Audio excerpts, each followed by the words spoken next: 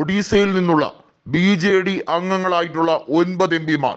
നവീൻ പട്നായിക്കിന്റെ കർശനമായ നിർദ്ദേശം, ഇനി BJPക്ക് ഒരു കാരണവശാലും ഒരു രീതിയിലും പിന്തുണ അറിയിക്കാൻ പാടില്ല. BJP മുഖ്യ ശത്രുവായി തന്നെ പ്രഖ്യാപിച്ചുകൊണ്ട് നവീൻ പട്നായിക്കിന്റെ സെക്കൻഡ് ഇന്നിങ്സ് ആരംഭിക്കുകയാണ്. 24 കൊല്ലം മുഖ്യമന്ത്രി കസേരയിൽ ഇരുന്ന പട്നായിക്കല്ല ഇനി പ്രതിപക്ഷ നേതാവായ നവീൻ പട്നായിക്. യഥാർത്ഥ ശൗര്യം ഇപ്പോഴും കെട്ടടങ്ങിയിട്ടില്ല എന്ന് കൃത്യതയോടെ പറയാൻ അദ്ദേഹത്തിന് കഴിയും.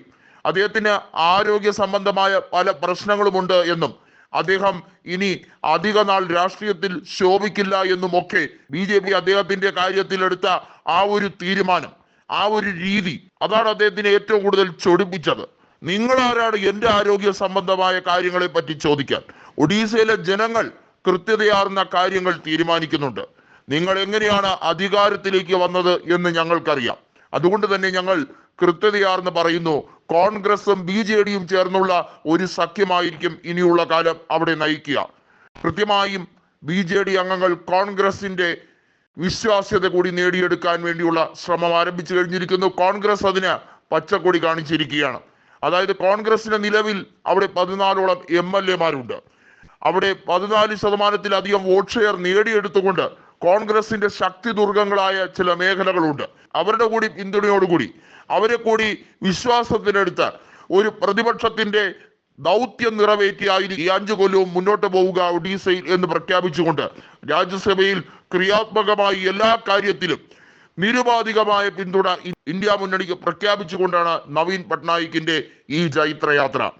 BJP ഇനി പട്നായിക്കിന്റെ പല രീതിയിലുള്ള പോരാട്ടങ്ങളും കാണാൻ കിടക്കുന്നേ ഉള്ളൂ എന്നും നേരത്തെ BJPയുമായി കൂടാതെ ബന്ധം ഉപേക്ഷിച്ചതിൽ അതിസന്തോഷവാനാണെന്നും നവീൻ പട്നായിക് പറഞ്ഞിരിക്കുന്നു. BJP അങ്ങനെയാണ്, സഖ്യകക്ഷികളെ തകർക്കുക എന്നുള്ളതാണ് അവരുടെ ലക്ഷ്യം. അത് എല്ലാ സംസ്ഥാനങ്ങളിലും അവർ ചെയ്യുന്നുണ്ട്.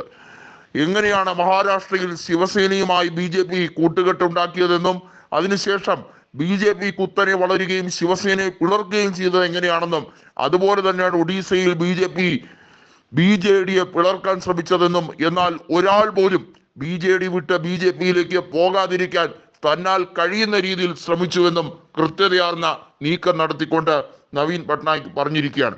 BJP ഇനി അങ്ങോട്ട് അധികാരത്തിൽ കടിച്ചു തൂങ്ങുമ്പോൾ അതിനെതിരെ ശക്തമായ സമരമുറകളുമായി തങ്ങൾ ഉണ്ടാകുമെന്നാണ് നവീൻ പട്നായിക് മുന്നറിയിപ്പ് നൽകിയിരിക്കുന്നത്. അത് മാത്രമല്ല, നവീൻ പട്നായിക് ഒരു കാര്യം കൂടി വ്യക്തമാക്കിയിട്ടുണ്ട്. രാജ്യസഭയിലെ പോരാട്ടത്തിൽ ബില്ലുകൾ പാസാക്കുക അത്ര എളുപ്പമായിരിക്കില്ല. നിങ്ങൾ തോന്നും വിധത്തിൽ ബില്ലുകൾ അവതരിപ്പിക്കാനും അത് ചർച്ച കൂടാതെ പാസാക്കാനും ഞങ്ങളുടെ പിന്തുണ കാണില്ല എന്ന് മാത്രമല്ല, ഞങ്ങളുടെ വിയോജിപ്പ് എല്ലാ തരത്തിലും എല്ലാ ഇടങ്ങളിലും ഉണ്ടായിരിക്കും. നിങ്ങൾ കാത്തിരുന്ന് കണ്ടോളൂ ഞങ്ങളുടെ പോരാട്ടം എത്രത്തോളം കണിശമായിരിക്കുമെന്നത്.